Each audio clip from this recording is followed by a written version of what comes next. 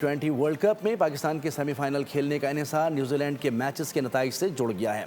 अगर मगर से जुड़े मंजरनामे में न्यूजीलैंड टीम इंग्लैंड और श्रीलंका से मैचेस हार जाती तो पाकिस्तान को सेमीफाइनल तक रसाई के लिए सिर्फ श्रीलंका से फतह दरकार होगी।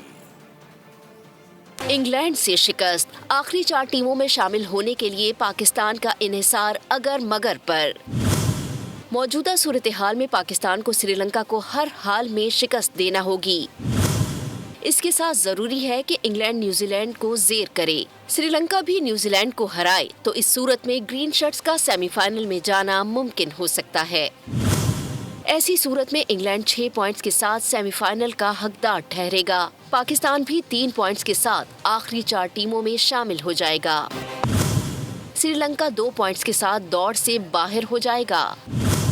1 पॉइंट रखने वाली न्यूजीलैंड की टीम भी वापसी का टिकट कटाएगी। कीवीज की इंग्लैंड से जीतने की सूरत में ब्लैक कैप्स और ग्रीन शर्ट्स के दरमियान नेट रन रेट पर फैसला होगा।